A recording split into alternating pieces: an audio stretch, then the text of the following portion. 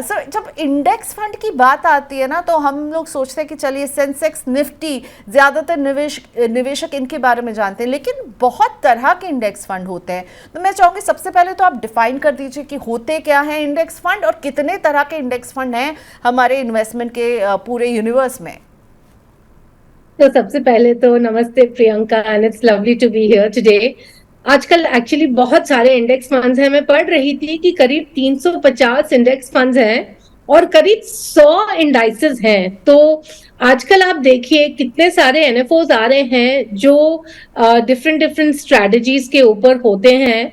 और थोड़ा सा मैं भी चौंक गई सुनकर कि 100 इंडाइसेस हैं इंडिया में।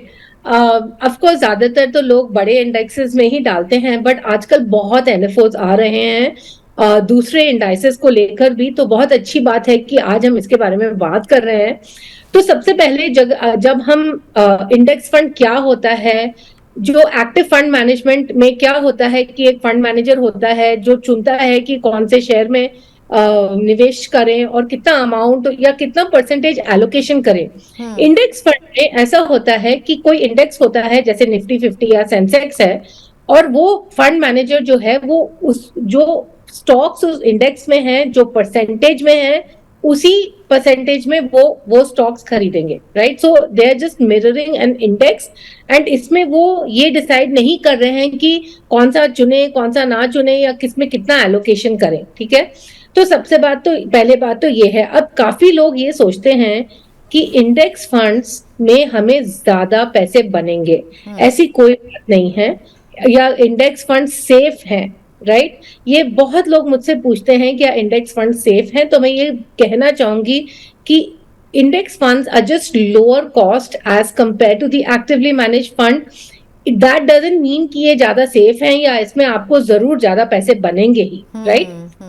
अब अगर हम देखते हैं कि कौन से इंडेक्स फंड्स हैं, बहुत सारे हैं। तो एक तो जो large cap, mid cap, small cap वाले हैं, right. So Nifty 50, Nifty 150, Nifty 250, right. And then you also have the factor based indices, which is like equal weighted. So there's a factor that is attached like momentum, quality, low volatility, value, equal weightage, right? So within Nifty 50 you have equal weighted index as well. क्योंकि Nifty 50 में क्या problem है कि certain stocks का ज्यादा concentration है, certain sectors का ज्यादा कंसंट्रेशन है। तो अगर आप चाहते हैं कि आप ये कंसंट्रेशन नहीं चाहते हैं तो इक्वल वेटेड फंड्स भी अवेलेबल हैं। So these are known as factor based ETFs. Then sectoral ETFs भी हैं, for example IT, health care, infrastructure.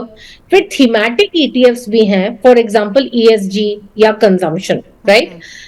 Of course gold and silver ETF भी हैं। यस, गोल्ड एंड सिल्वर भी है। International ETFs, Nasdaq, S&P 500, Total World Index, and finally ये सब तो हमने इक्विटी के बारे में बात की। डेट फंड्स में भी ETFs हैं। ओके, सो इन ऑल आप कह रही हैं कि इस तरह के कुछ 350 फंड्स हैं जो 100 इंडाइसेस को अलग अलग फॉलो करते हैं। इनकी खास बात ये है कि इसमें कोई फंड मैनेजर नहीं बैठा होता, वो सीधे जिस इंडेक्स को मिरर करना है उसको वो फॉलो करते हैं, उसके हिसाब से आपको रिटर्न देते हैं। और जो एक सवाल उन्होंने शुरुआत में मृण ने बता दिया कि सेफ हैं क्या ज़्यादा इंडेक्स फंड, तो ऐसा कुछ भी नहीं है। ये शायद एक मिथ हो सकता है कि ये ज़्यादा सेफ हैं। नाउ मृण, सेबी ने मई 2022 में डेवलपमेंट ऑफ पैसिव फंड्स के नाम से एक सर्कुलर निकाला।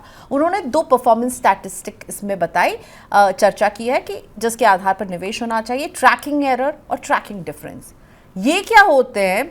और क्योंकि आपने कहा क्योंकि आपको ये लोअर कॉस्ट अगर लगते हैं तो वो पैरामीटर नहीं होना चाहिए, तो then what SEBI is telling us कि ट्रैकिंग एरर, ट्रैकिंग डिफरेंस देखिए, इनको समझाइए ना, मैं कैसे देखूं एज अ रिटेल इन्वेस्टर। मेरे लिए ये टर्म जो है बहुत हैवी लग रहा है, ट्रैकिंग एरर, ट्रैकिंग डिफरेंस। बिल्कुल।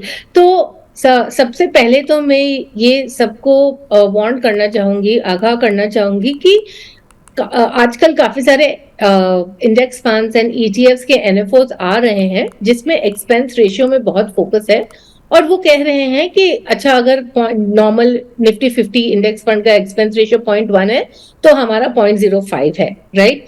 But this is not the reason why you should choose an index fund, right. तो सबसे पहले ट्रैकिंग एरर और ट्रैकिंग डिफरेंस क्या होता है। तो क्या होता है कि जब जो फंड मैनेजर्स हैं जब वो इंडेक्स मिरर कर रहे हैं, तो कभी कभी ऐसे होता है कि डिले हो जाता है इन्वेस्टमेंट में 1-2 दिनों का, या ऑफ कोर्स थोड़ा तो एक्सपेंस रेशियो रहेगा, कुछ ट्रांजैक्शन कॉस्ट रहते हैं। तो इसकी वजह से क्या होता है कि जो इंडेक्स का रिटर्न आता है और जो इंडेक्स फंड का रिटर्न आता है वो बिल्कुल सेम नहीं रहता है। एंड जो इसका डिफरेंस होता है that is known as the tracking difference, right? So the difference, the tracking difference is a performance statistic, and it denotes the difference in performance between the fund and the index, right? Now tracking error is the standard deviation of this difference. So उसका मतलब क्या होता है, मतलब as a retail investor, for example as an investor, हमारे लिए इसका क्या महत्व है। जो ट्रैकिंग डिफरेंस है वो परफॉर्मेंस बता रहा है आपको, और जो ट्रैकिंग एरर है वो आपको रिस्क या वॉलेटिलिटी बता रहा है, राइट? तो द थिंग इज दैट दोनों ही चीजें देखनी चाहिए जब आप इन्वेस्ट करते हैं, और इसमें भी सेबी का रूल है कि एएमसी वेबसाइट एंड एमफीए वेबसाइट पर ये इंफॉर्मेशन अवेलेबल होनी चाहिए। Especially tracking error has to be on daily rolling return basis for the last 1 year, right? And tracking difference का भी different time periods का इनको इंफॉर्मेशन प्रोवाइड करनी है हर म्यूचुअल फंड को। तो अगर आपको नंबर देखने हैं तो ये एमफी की वेबसाइट पर हैं, और ये म्यूचुअल फंड्स के वेबसाइट में जो फैक्ट शीट है उसमें आपको जरूर मिल जाएगा, राइट? सो ये होता है tracking error and tracking difference. ठीक है, तो ये दोनों चीज़ें देखनी चाहिए। और एक क्वेश्चन मैं पूछूंगी क्योंकि बहुत सारे सवाल आने शुरू हो गए मृणा आपके लिए लाइव भी, और मेरे व्हाट्सएप के भी सवाल है कि किस तरह के इन्वेस्टर के लिए पैसिव फंड एक राइट चॉइस है। क्या आप किन्हें बोलते हैं कि आपको निवेश करना चाहिए, और एनएफओस की भी भीड़ लग गई है पैसिव फंड की, उनमें निवेश करें क्योंकि उनके बारे में तो हमारे पास अभी कोई ट्रैक रिकॉर्ड नहीं होगा। तो कोई भी इंडेक्स फंड में निवेश कर सकता है, बट मैं हर समय यही कहती हूँ कि अगर आपको बहुत मुश्किल लग रहा है कि कौन से फंड में निवेश करें, कैसे चुने, इतने सारी स्कीम्स हैं, इसमें से हम कैसे डिसाइड करें, एक्टिव करें पैसिव करें। अब एक्टिव में भी इतनी सारी कैटेगरीज हैं। अगर आपको ये सब बहुत मुश्किल लगता है तो मेरी एक बहुत सिंपल सी सलाह है सभी इन्वेस्टर्स के लिए, एक निफ्टी 50 इंडेक्स फंड और एक निफ्टी 150 इंडेक्स फंड आप अपने पोर्टफोलियो में रख सकते हैं। एंड बस उसी से ही होपफुली आपका पोर्टफोलियो चल जाएगा। दूसरी बात, अब आपने एनएफओस के बारे में पूछा, मैं एनएफओस के बिल्कुल हित में नहीं हूं, वो इसीलिए क्योंकि एनएफओस में ट्रैकिंग एरर हमें अभी पता नहीं है। ट्रैकिंग एरर पता करने के लिए हमें 6 months to 1 year चाहिए। तो इसीलिए मैं बिल्कुल नहीं रेकमेंड करूंगी कि आप किसी भी एनएफओ में इन्वेस्ट कीजिए, क्योंकि आपको इसमें अभी ट्रैकिंग एरर का कोई नामो निशान नहीं है। We don't know what it is. Absolutely, NFO के लिए एक क्योंकि आप समझिए कंपनी इसलिए ला रही है क्योंकि उनके पास उस कैटेगरी की स्कीम नहीं होगी, तो उनको तो लाना ही है, पर आपको निवेश करना है या नहीं इसके लिए थोड़ा इंतजार करें। तुरंत एनएफओ आते ही उसकी तरफ आकर्षित हो जाना कि एक नई चीज़ मार्केट में इसमें निवेश कीजिए। तो एनएफओ से जो है मृण भी कह रही हैं थोड़ा सा दूरी रखें। I totally agree with you मृण।